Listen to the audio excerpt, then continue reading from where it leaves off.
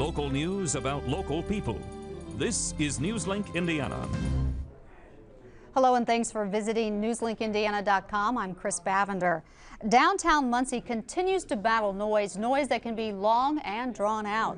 Newslink Indiana's Molly Fry explains how the city hopes for a little peace. Whistling has been a problem in downtown for years.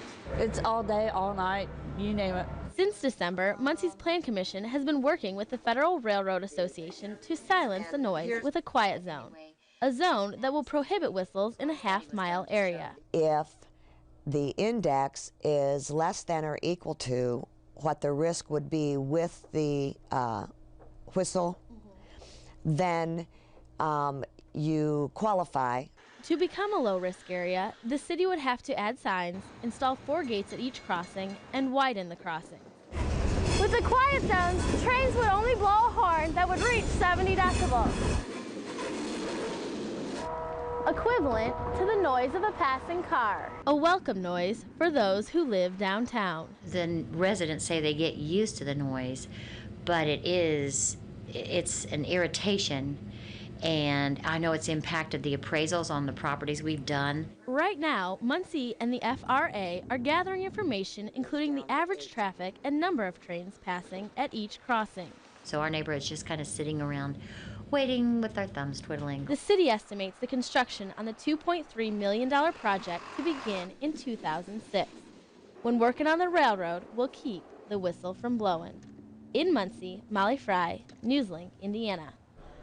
The quiet zones will cover 24 crossings in downtown and stretch from Ohio Street to Kilgore. Ball State is restricting how far some students can commute. Beginning this fall, freshmen are no longer allowed to commute from their parents' home if it's more than 60 miles from campus. Ball State's Board of Trustees met Friday and with the recommendation of Housing Director Alan Hargrave voted for the change. The very long distances in the commuting don't assist students academically. If they're spending long hours on the road, that probably is not in their best interest.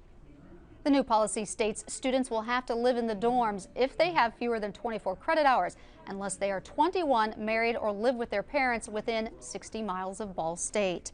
The reward for information on the person or persons who killed a dog in Muncie continues to grow. PETA, the People for the Ethical Treatment of Animals, added $1,000 to the reward for information leading to the arrest and conviction of the people responsible for killing and dumping a pit bull, its snout bound with duct tape on South Madison Street, February 8th. The dog appears to have been used for bait in training other dogs to fight. Generally, I handle domestic violence cases, and I can tell you that the people that are suspect in dog fighting are all known criminals, especially in domestic violence, among other things. The reward now totals $4,100. If you have any information, call Muncie Police Investigator Jamie Brown at 765-747-4873. Taser guns have made their way to police stations throughout the area, and now you might soon be able to buy one.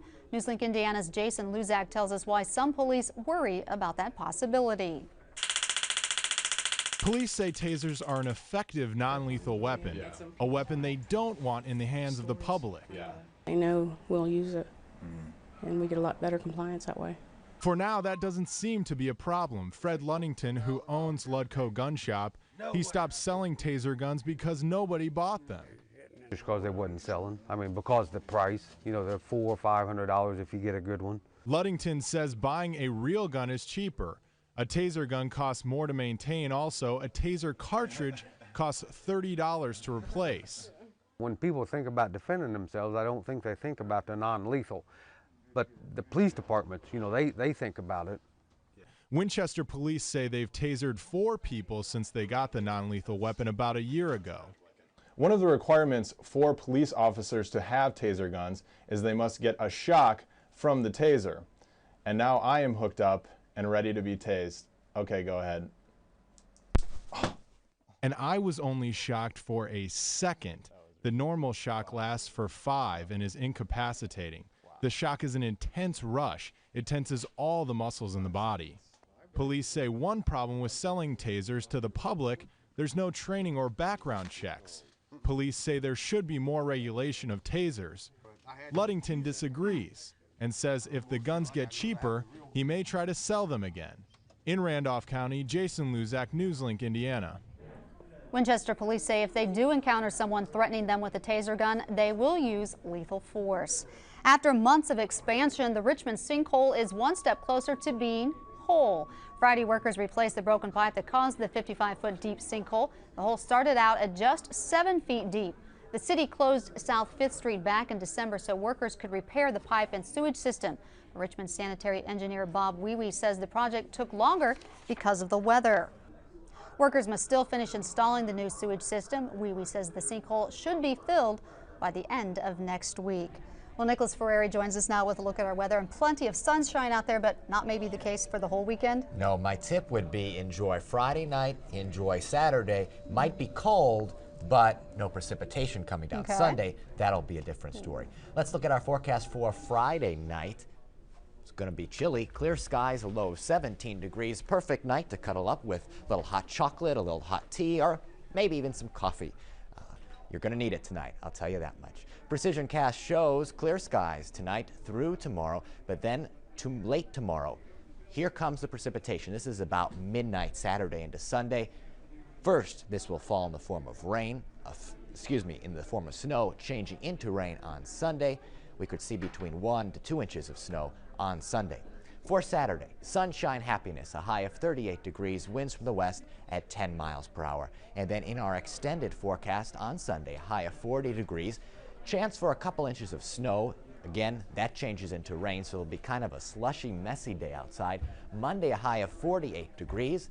Tuesday, a high of 39, partly cloudy skies. Then Wednesday, 40, with the sun peeking out once again. So we'll see this snow on Sunday, but since we'll be warm enough on Monday, it should melt and be out of our way as we head into the next week. All right, sounds good. Thanks, Nicholas. You're welcome.